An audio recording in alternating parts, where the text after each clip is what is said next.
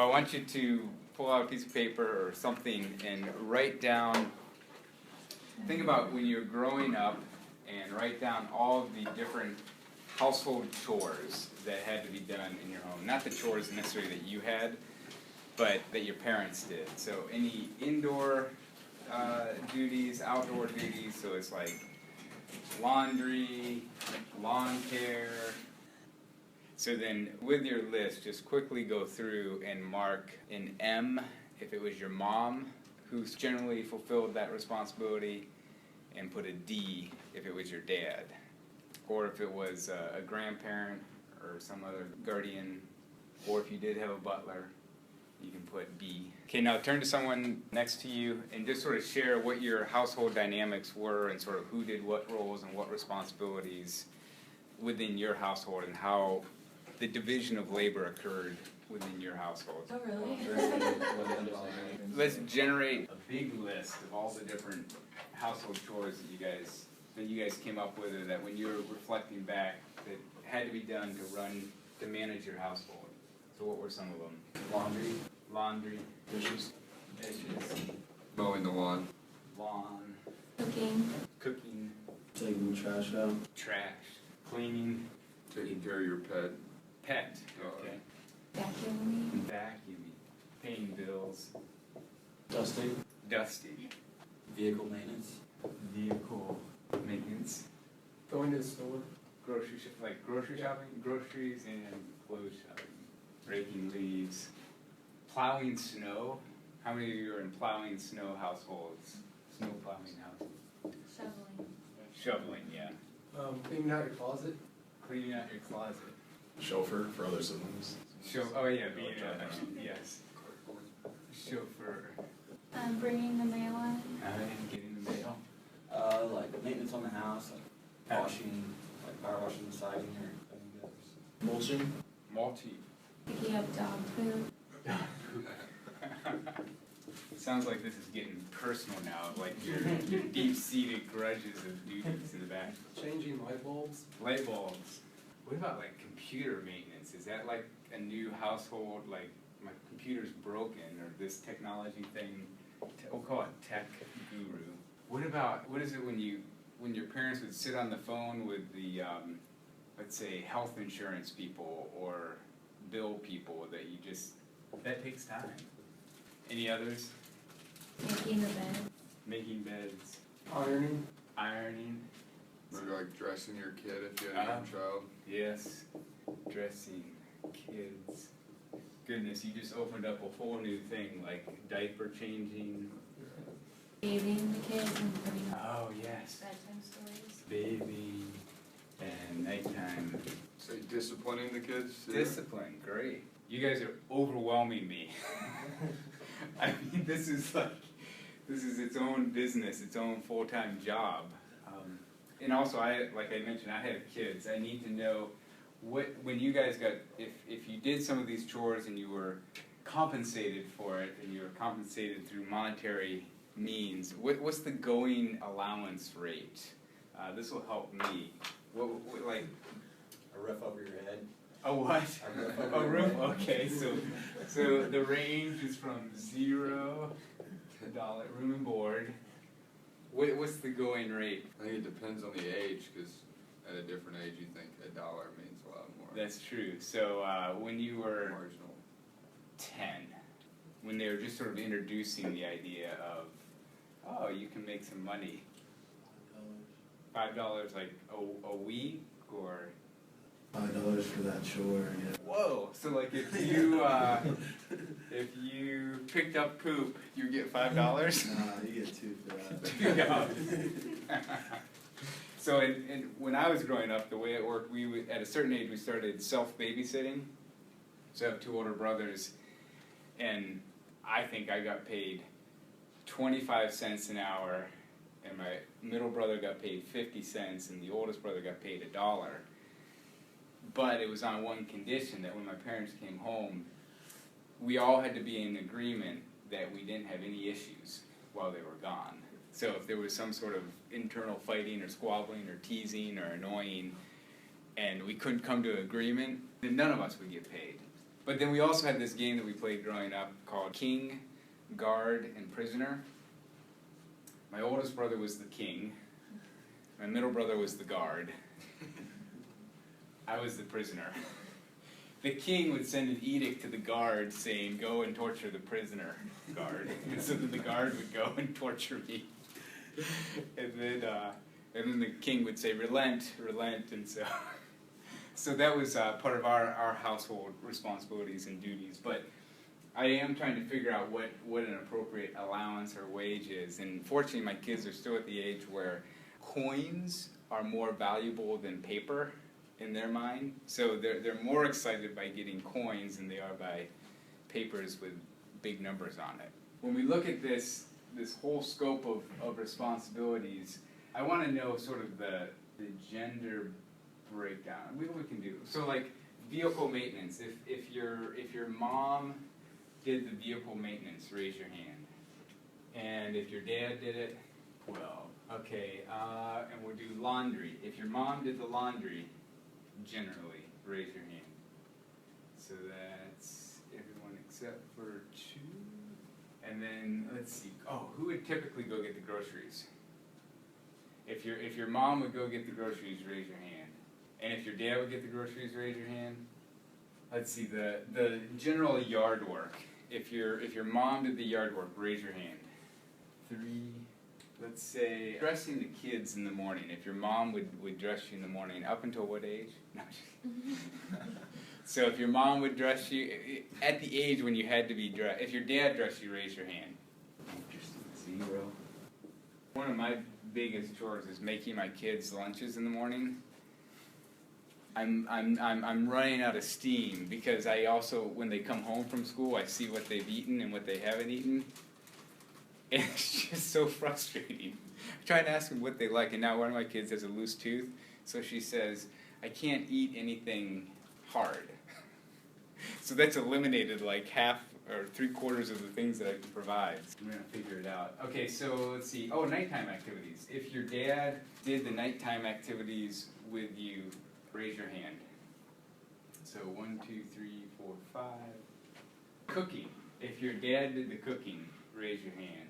1, 2. Let's see, any other major ones? Who would do the paying the bills? If your mom did the paying the bills, raise your hand. 1, 2, 3, 4, 5, 6, 7, 8. Okay, if your mom did tech guru stuff, like just sort of if any of your technology wasn't working, who would you bring it to? If you brought it to your mom, raise your hand. 1, 2. Any observations that you make from this where you're surprised, or maybe you come from a single parent home where, yeah, this was just dad had to do everything or mom had to do everything because she was the only one there. Anything stand out here that just sort of strikes you as being either where your home sort of fit the norm or your home was different growing up? Yeah. I mean, with my parents, they're divorced, so they kind of all, or both did like all of those, so I don't really know how to vote for those. Sure. Yeah, I mean, if you think about it, I mean, this in many ways highlights the challenges of a single parent home. Because, I mean, you're doing twice as much. Or, because most of these things need to get done. These aren't sort of luxury things that, well, when I get around to it, maybe we'll do it. It's like, no, the dishes need to be cleaned, food needs to be cooked, clothes need to be washed. These are all things that need to be done, and so then and this takes time. I mean, all these things. Like, if you added up the total number of hours that it takes to go grocery shopping, to cook food, to wash clothes, all of it takes time. Or chauffeuring around kids, that's real time that takes you out of the workplace or out of just leisure and rest. One of the most interesting statistics that I've seen is that when you have dual income families, women still do a majority of the household responsibilities. So if they did this study where they basically took a typical work week or typical week and they said, how many hours are spent dedicated to doing laundry, how many hours are spent dedicated to getting groceries, to mowing the lawn, all these different maintenance things. And they asked, they surveyed all these couples and basically had a checklist of what things do you do and what things does your partner do, and also what's your work situation. And so, when it was just the father working, it was very clear that the woman was more of a stay-at-home mom, and so she took on a lot more responsibilities, and so that wasn't surprising. The surprising finding was when both were working, say, 40-hour work weeks, the woman still did substantially more, consumed many more hours doing household labor or work than the husband or the dad.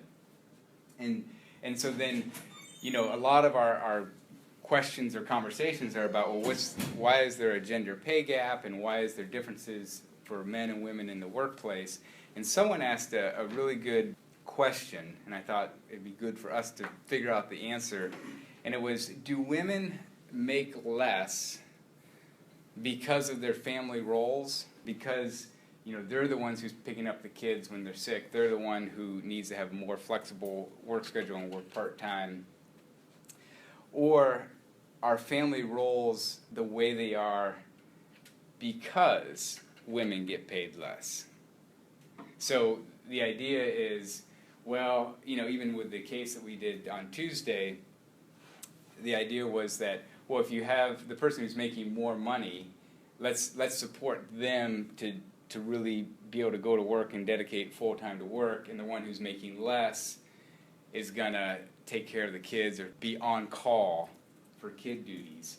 And so in a sense, there's no gender difference with that. It's basically who's ever making more is going to have less responsibilities at home, and they're going to be more focused on their career, whereas the person making less is going to take the hit and going to have to take time off of work and have more part-time employment or more flexible work that doesn't pay as well. So my question is, in your framework, do you think that women are paid less because of taking on these responsibilities, and so then they're going to be paid less? Or is it because women take on these responsibilities, they're paid less? Does that make sense, the difference of that? Like, what's driving this? Is it because of the gender roles, and then the byproduct of that is you end up getting into a job that doesn't pay as well? Or is it because you're in a job that doesn't pay well, so then by default you end up having to do all these chores? So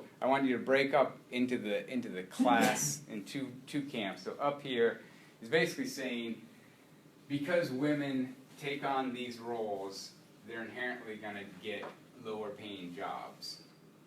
Or if you believe, well, women take lower paying jobs, because women have lower paying jobs, the expectation or assumption is that they're going to take on these responsibilities. I know it's a very subtle difference, but it's a significant one that I'm just curious to see what you guys think. So up here is basically saying, because women take on all these responsibilities and they're saying, hey, I want to be sort of doing a lot of the household duties, as a result, I'm going to take a hit in the labor market. Come up here. And if you think, well, women are in the labor market with jobs that are lower paying and less responsibilities, so then as a result, they end up doing a lot more of the household duties. Does that make sense? Put yourself where you think, what you think is the cause and effect. So what's your logic of why you put yourself over in this camp? Yeah? I just feel like ever since, I don't even know like what to call ever since, but just like family roles in general, before the business world was huge, just like agriculturally, women have always been known to just take care of the family. Mm-hmm. And I feel like that's been what's affected them entering the workforce more slowly than the man, and that's why their wages are lower compared to the opposite way. Mm-hmm. But even if, so yeah, you don't know like ever since or how far back did this go, but if you think about it, each of you are going to enter into the workforce most likely as a single person. So you're going to be on equal ground. and you're gonna have sort of the same amount of time in the marketplace. So you're not sort of starting off at a disadvantage, where you're like, well, women are just gonna be at a disadvantage because they have kids and they have household duties. It's more or less, you guys are all on equal footing when you enter the workforce. And so then, when you if you transition to getting married and to having kids, it should be 50% of, you just look at, you turn to your partner and say, well, who makes more, who has a more viable career that we want to sort of invest in. Yeah. Well, I feel like a lot of it too has to do with the fact that the woman is the one who has the baby.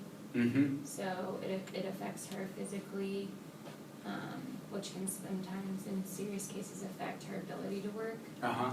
So I feel like it's just the natural, like if she's been kind of not at her full ability for 9 months, then it just makes sense that she's gonna be the one to continue on that path. Mm-hmm.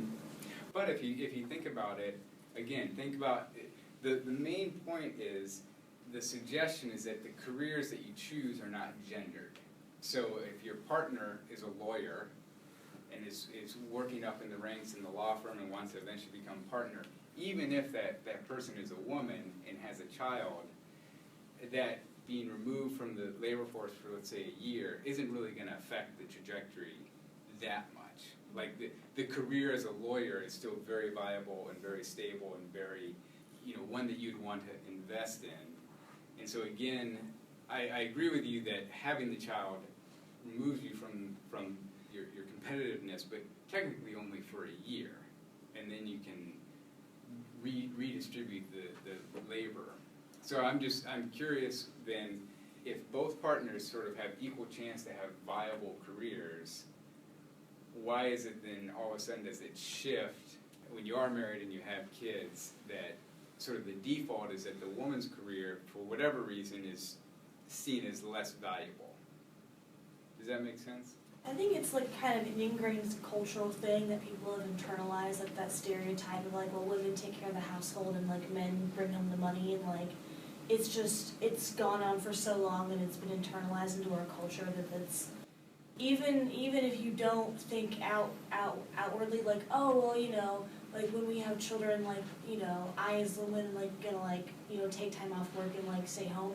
It's just kind of like that really, really subtle, deep underlying current of like, this is what's expected of you, and if you don't do that, then like people are going to question like your value as a woman and like your value as like a member of the family and stuff like that. Mm-hmm. And so it's like expected kind of still in our culture. Yeah. Well, and the reason why I bring it up is I find it just interesting that if you have two people and they're both on a career path, each has an equal chance of being a viable career path. And in fact, you'll probably pair up and partner with someone who has similar ambitions or similar vocational aspirations. So, if you're looking for a salaried professional job, you're probably not going to marry someone who is an hourly wage earner. Like, you're probably going to marry someone who's also a professional, college educated with a salary. So, in a sense, you're going to have equal or equivalent career trajectories. Olivia?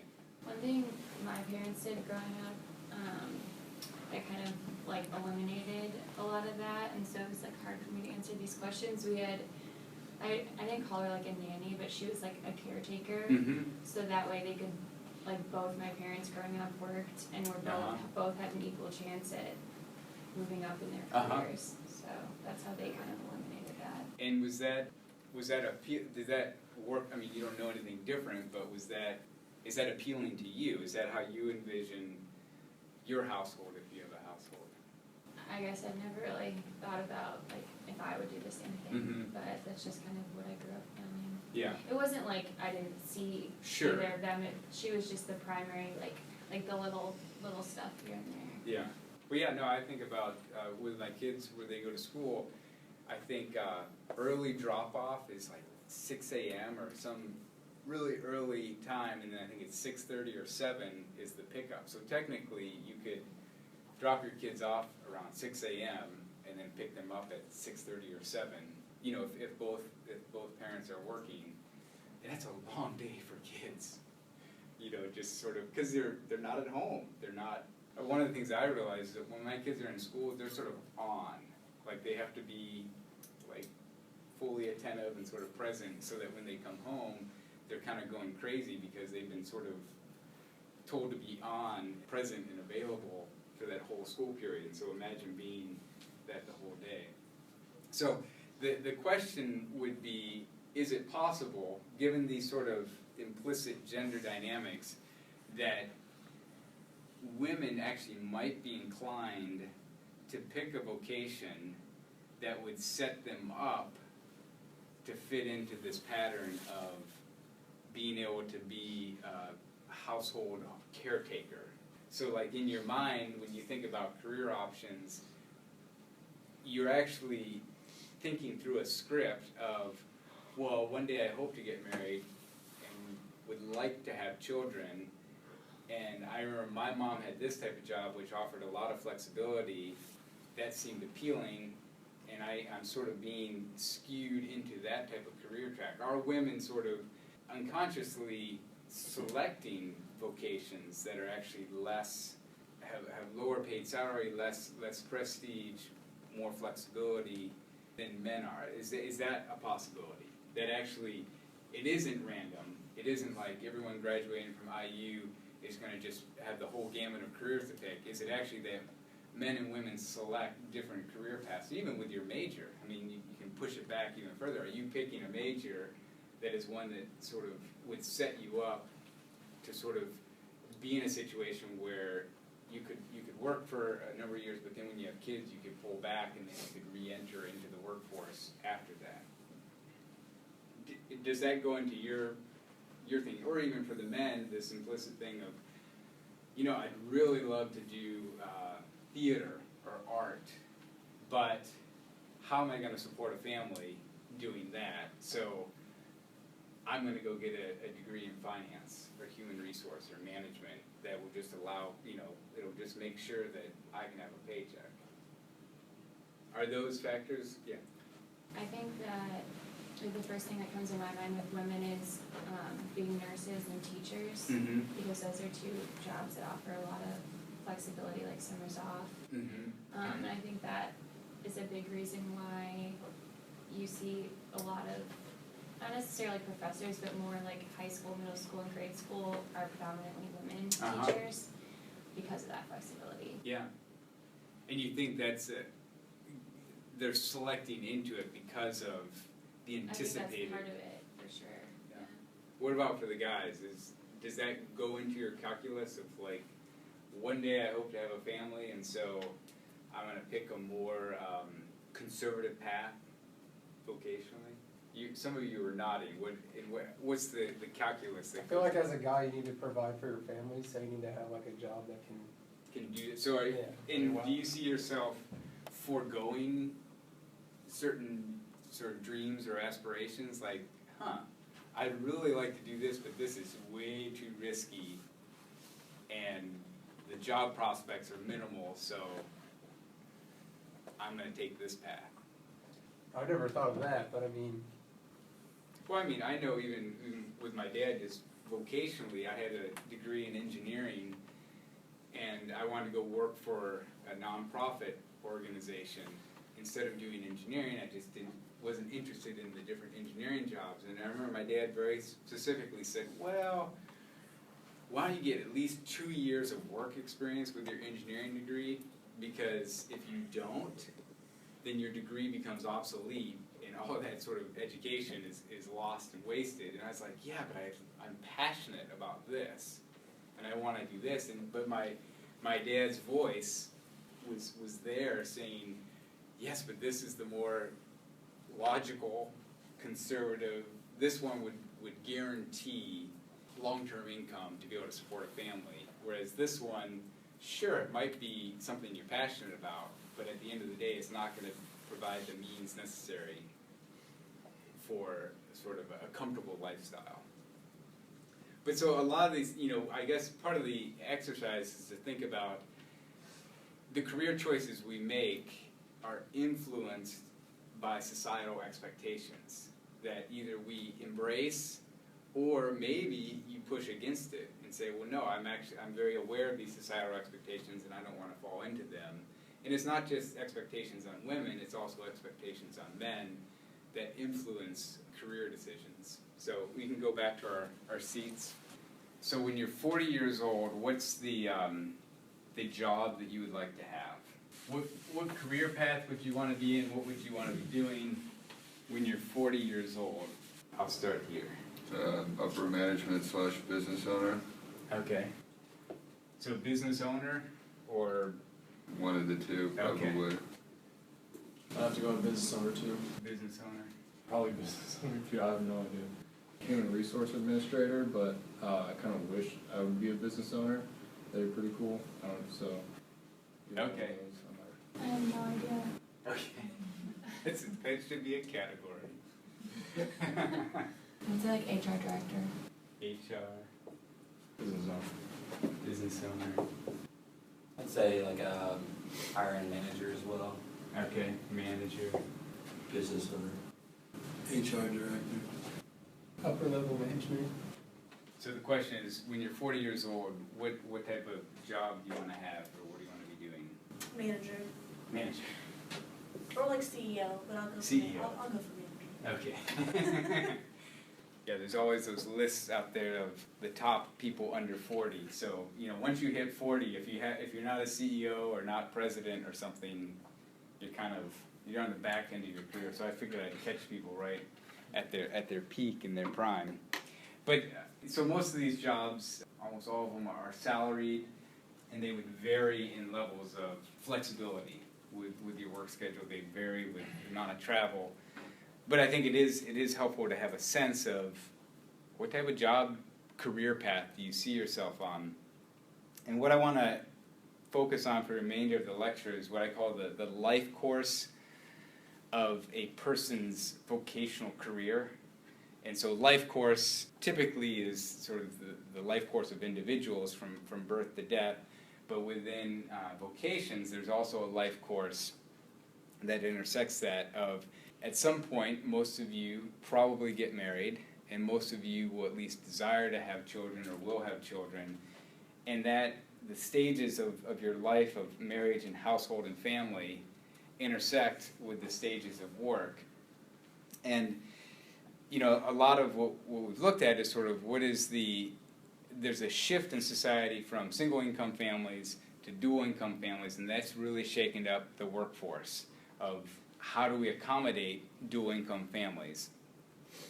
An interesting thing with the household stuff is that I think something in the textbook said 26% of married women, make more than their partner, like make at least $5,000 more than their partner, and yet still the division of labor within the household is still skewed towards women doing more. And so a lot of the changes in the workplace have been ways to sort of even the playing field between men and women and the benefits and sort of expectations and obligations.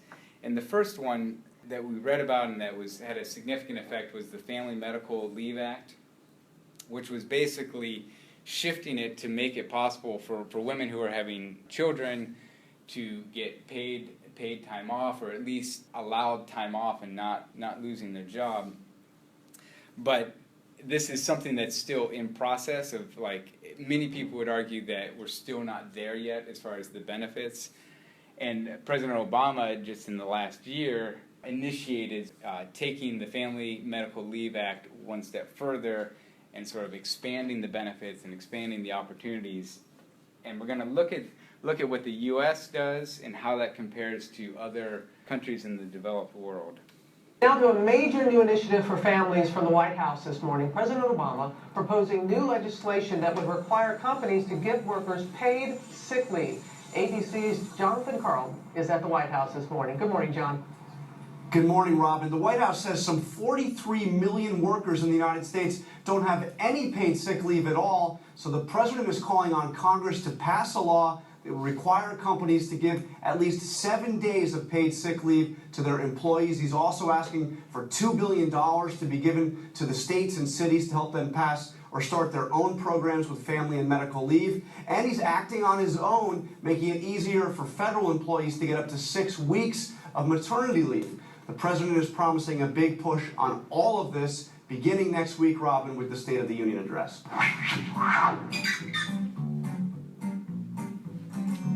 Out of the 196 countries worldwide, there are 7 countries who don't have laws requiring paid maternity leave.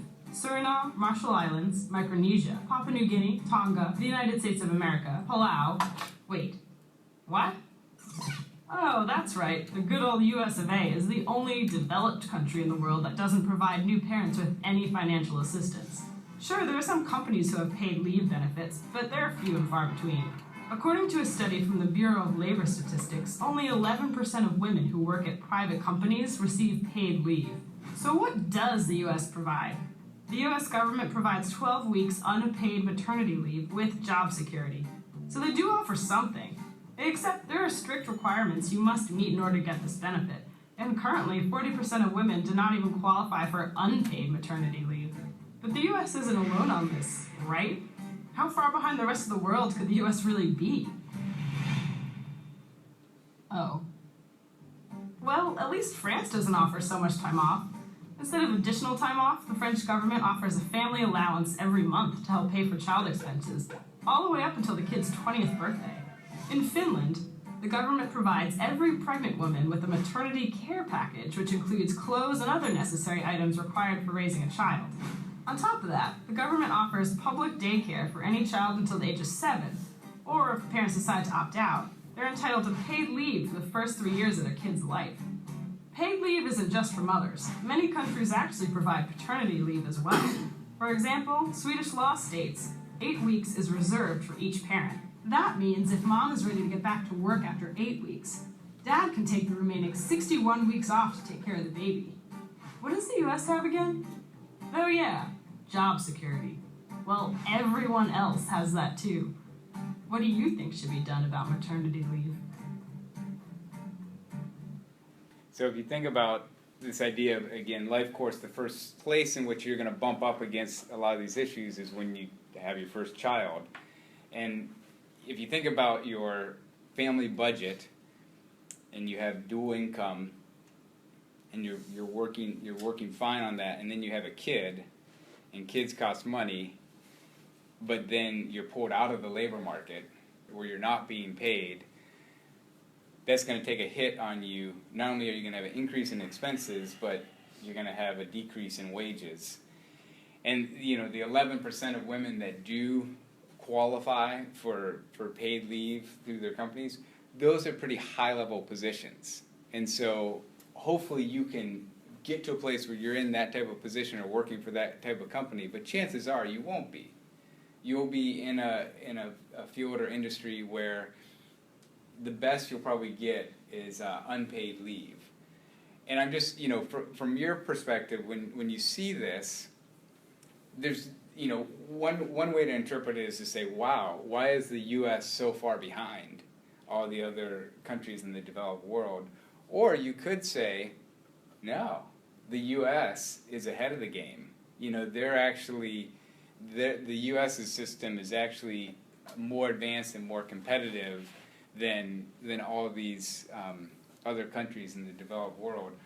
Just what are some of your reactions when you sort of see the stark differences or the American exceptionalism in terms of maternity leave? What are just some of your reactions to that, Sam? And I see this, and I'm no longer wondering why our birth rate is so low. It's like it really deters people from having children with stuff like this. Okay, but the birth rate in Europe is even lower. So, I would agree with you, and some would say that part of the argument is, if you start offering paid maternity leave, your fertility rates are going to shoot way up. But they've run this experiment, in a sense, where they have developed world, U.S., that doesn't have paid maternity leave, and developed world, Europe, where they do have it, and actually the fertility rates are lower in Europe, significantly lower. U.S. is still around 2.1, and there's some countries in Europe where they're not having enough kids to replace the population. So that's why like Germany and I think it's Italy are places where there's a little bit of a concern that we need to start having more kids if we're going to not only replace people into the labor market, but also then paying for elder care and pensions and Social Security benefits. It's good to point that out, but I'd actually say that's probably a reason, or people would say that as a reason of not having paid maternity leave, because then people would be having kids all the time.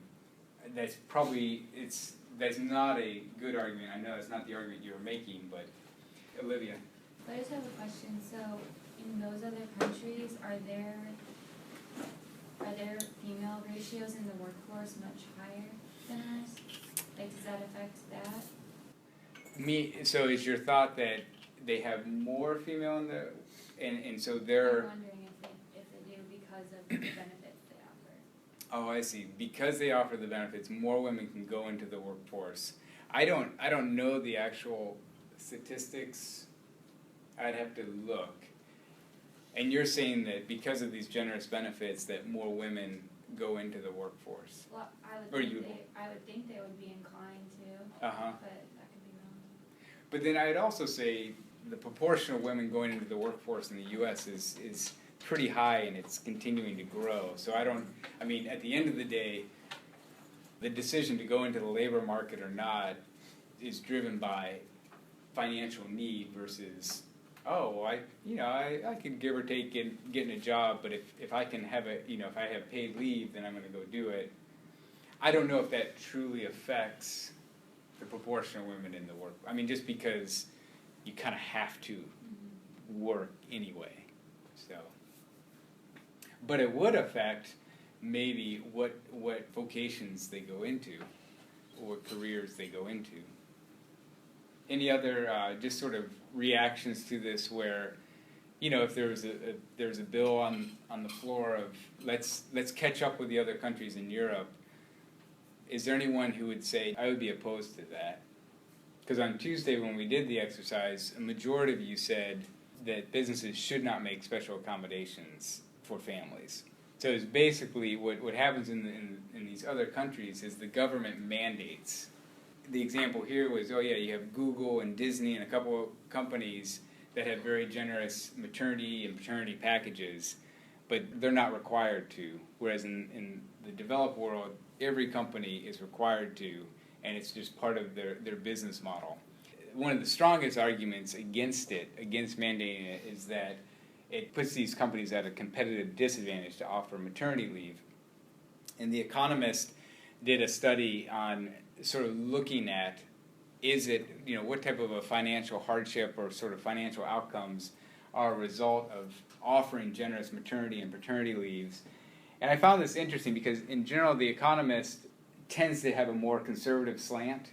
Like they want good fiscal policy. They want something that makes good business sense. And so when they came out with this study, it caught my attention because if you are making the argument that it's fiscally irresponsible and it's not good business sense, looking at this study provides a nice counterbalance to that type of argument, and it's from someone that you wouldn't necessarily expect to make this type of argument. Despite decades of social progress in the workplace, women still have to contend with the lion's share of childcare. While most countries allow up to 3 months of maternity leave, only around half a dozen countries offer fathers more than 2 weeks paternity leave. In Denmark, 90% of dads take more than a fortnight's leave. Research suggests that enabling fathers to look after their newborn children has positive knock-on effects. What are the benefits of paternity leave? First, fathers who take paternity leave are more likely to take an active role in childcare tasks. According to a study of 4 rich countries, America, Australia, Britain and Denmark, fathers who had taken paternity leave were more likely to feed, dress, bathe and play with their child long after the period of leave had ended. Danish men were the most diligent. 77% of them play with their children.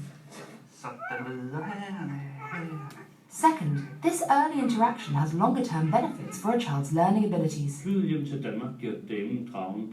A study by the University of Oslo found that paternity leave improved children's performance at secondary school. Daughters, especially, seemed to flourish if their dads had taken time off. But this tends to benefit children whose dads come from more advantaged backgrounds. Most paternity leave tends to be short and poorly paid, so richer dads are more likely to take the time off. Third, paternity leave is good for women's careers. When childcare responsibilities fall exclusively to the mother, the effect is to depress women's wages. Time out of the labour force deprives them of experience and promotions. When men shoulder more of the childcare burden, the effect is lessened. For years, the priority for women's rights campaigners has been to increase the provision of maternity leave. These days, more governments are starting to believe that the best way to improve women's career prospects is instead to turn to the dads. It's interesting, if you think about historically, society was a much more agrarian society where pre-industrial revolution, everyone worked more or less at home or on the homestead. Like there wasn't this idea of going to work in the morning or going into the city for employment. But everything sort of existed within sort of the homestead or small business in the community. And so mothers and fathers were both with their kids throughout the day. And so it's only in the past, I'll say 100 years or 120 years, this idea of dad goes to work and mom stays home with the kids. It used to be work and everything sort of a lot of times happened, or for a large majority of the population, happened at the home and self-sustenance. And so the idea was both parents were equally engaged with the students. It was still gendered in the sense that maybe the father and the sons would go off into the field and do outdoor chores in a sense, and the mother and the daughters would do indoor stuff. But it wasn't completely stark like that. But the idea was that both parents were engaged in raising the kids, and so it's only a recent phenomena that, in a sense, fathers are sort of removed from this, and we've come to think, well, that's normal. That's just the way it is. Like it seems strange for the father to be doing some of these child-caring activities or engagement with their children, but actually, historically, the norm was both parents being around and present versus the father sort of being separated out. And it gets even more complicated if you pull both parents out and you look at the proportion of kids being raised, they get more face time with their nanny or a non-family member caretaker than they do with their own parents.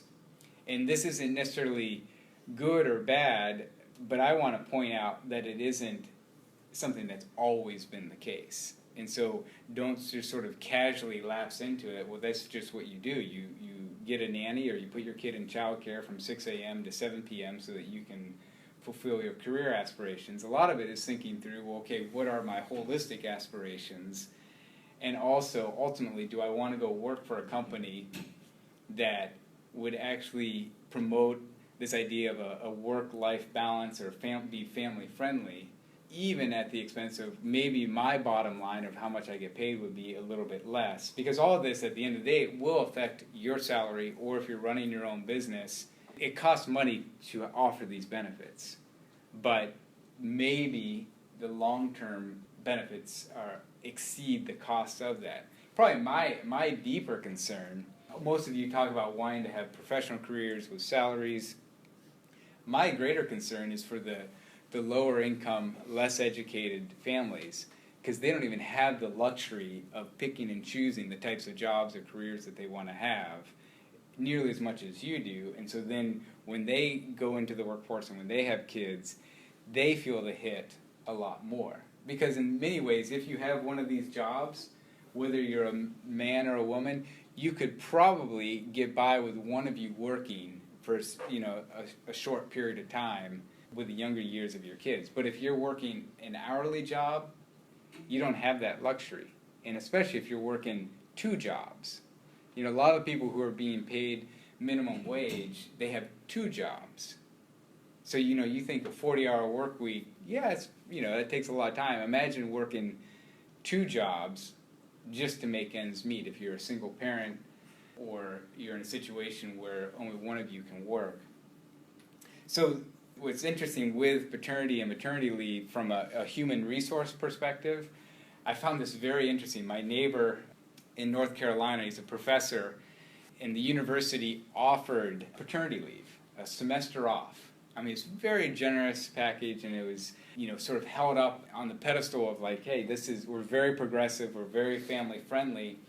And so his wife was pregnant, they're about to have a kid in August, and so I said, wow, you get the whole semester off. Basically, no teaching, no committee work, it's paid leave for an entire semester. And he said, oh, yeah, I'm not going to take it. And I was like, what? Why aren't you taking, this is paid leave. He's like, well, in my department, I would catch so much flack if I actually took the paid leave. And he felt this sort of obligation to his department to not leave. Because basically when he leaves, someone has to teach his classes, someone has to sit on his committees. And so here the university was offering this very generous paternity leave package, possibly with the knowledge that people actually wouldn't take it. So literally, this person was being offered 4 months of paid leave where he didn't have to teach, didn't have to do any committee work, and he turned it down. Because of the culture, the organizational culture was such that there was too much peer pressure for him to basically not take the paternity leave. And so I found that fascinating, that from an organizational perspective, the university looks great because they offer a very progressive and generous paternity leave package, but then the organizational culture was such that you better not take that. And nothing was ever explicitly said, but he knew that, well, gosh, I'd be letting down my colleagues, and they would feel like I'm taking the easy way out. And again, so you can even have these policies and have generous packages, but I would argue that that organizational culture was flawed in the sense that here the university presumably is wanting to do something that's helpful and beneficial, but then internally there's so much pressure to not do that. And so then the potential benefits are lost on the people. So another thing that comes up in the workplace, and this actually happened at my previous university, where there's a kitchen, a faculty kitchen, and there's a refrigerator, and one of the moms had just had a child, and she was breastfeeding her child, and so when she was at work, her kid was in childcare, so she would pump. And so if you ever seen your mom or know people who are pumping, you basically your body produces milk, and so then she would pump the milk and then put it in the refrigerator in the faculty kitchen. And so then there was an email buzz that went around saying this is inappropriate to have breast milk in the refrigerator, and she's kind of like, well, where am I supposed to put it? Like, if I don't put it in the refrigerator, then it's going to go bad, and then I can't, and I have, biologically I have to do this throughout the day. What was fascinating was it created this conversation, slightly awkward, but a very real social fact of when you have kids. And so when we talk about the life course of a career, this is one of the things that if you're running an organization or if you're part of HR, what do you do when someone has just had a child and they're nursing their child?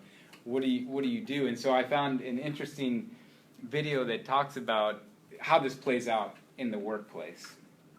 I'm from Malawi, Africa, so I was raised in the United States, and in my culture, breastfeeding is just part of who you are as a woman and as a mom. So it wasn't optional for me. This is just who I am. And when I came back from maternity leave, I really wanted to continue breastfeeding. And I said, okay, well, now I'm going to have to pump at work. And how am I going to do this? And where am I going to have it? And where am I going to store the milk? I just had a lot of anxiety really regarding continuing to breastfeed.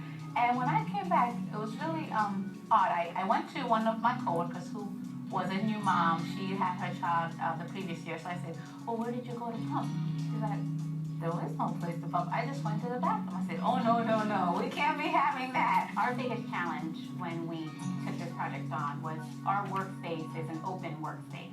So even our president and CEO works out of a cubicle. And the solution that we came up with was to use a multifunctional space. So a room that also doubles as sort of a file room / mail room. And then it was our job to make sure that we communicated the priority of the use of the room, that a nursing mother would certainly have priority over the other functions of the room. Really, it was PYN's decision to say, okay, we have a need, somebody came to us, and we definitely want to make sure she's comfortable, and they met that need. We definitely learned that there was some stigma attached to saying the word breastfeeding at work. The more we talk about, the more comfortable it becomes to people because it stops being shocking.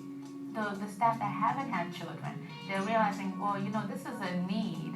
You have to embrace that need. You have to value really how you help other staff have a balanced work life.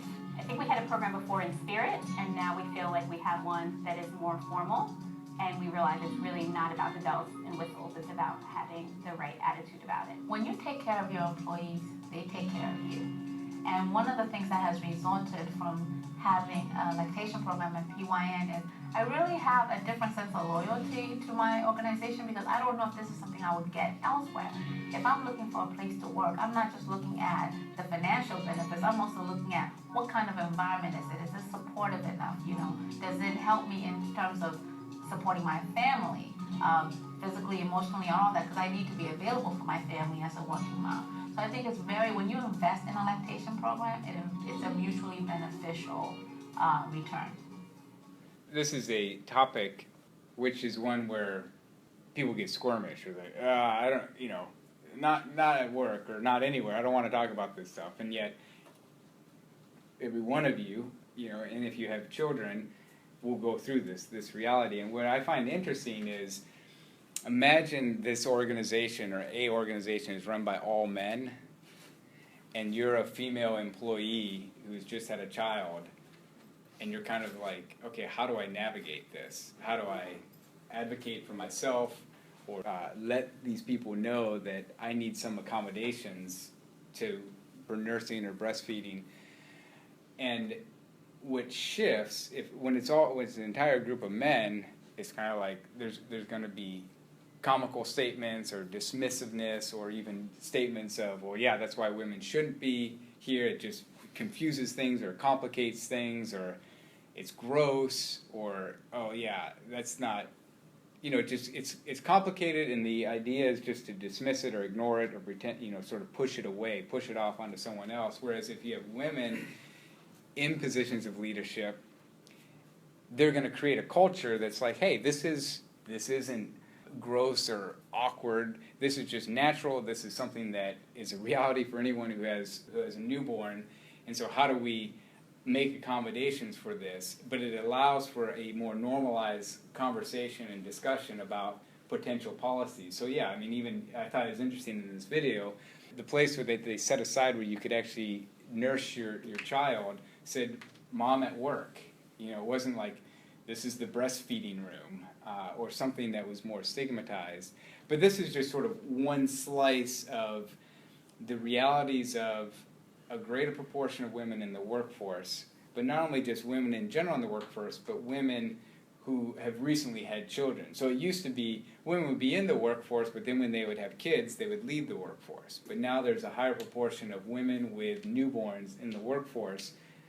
And so then organizations have to adapt and accommodate for them. They don't have to, but these are the questions that get raised when you talk about diversity. So diversity isn't just gender diversity, but it's what stage of the life course are these women at. And the next thing, after you have a kid, then eventually you put your kids in childcare. And what I find interesting is that's probably one of the most complicated things for families. How many of you growing up spent some time, whether at a very young age or after school time, in some form of structured childcare? So not necessarily a parent or an occasional babysitter, but where you're dropped off at childcare. So if you're in childcare in some way, raise your hand. So just like 3 total. Most likely, if you have kids, childcare will be something that you'll have to navigate. And I'm just curious what would you guys guess that childcare cost? An annual, like if you had one child in childcare during the typical workday, how much do you think that would cost?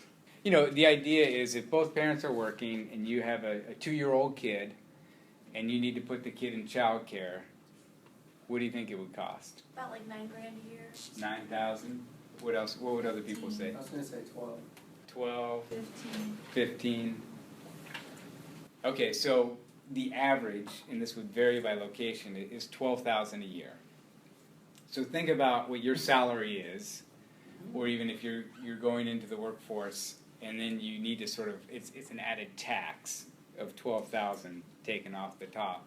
How much, if you're working minimum wage, 40 hours a week, how much do you think you make? What would be your annual salary if you were working minimum wage? What did you say? Is it like 15 or something? 15,000. That's before taxes. I think after taxes is around 13.9. So let's say $14,000 minimum wage, 40 hours a week, and you have a child that you put in child care. That costs $12,000. It makes it really difficult. I mean, these are like no-win situations. When you think about the idea of, again, this really hits the lower income people.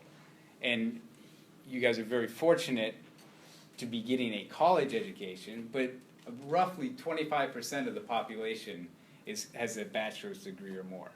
So it isn't the overwhelming majority that have college degrees. It's actually a lot more have less than a bachelor's degree. 75% have less than a bachelor's degree. And so when we think about these policies, you might sit here and think, well, I'm safe, I'm clear. But what about the people who don't have the benefits of a college education? Now you could sit there and say, well, it's their fault that they don't have a college education.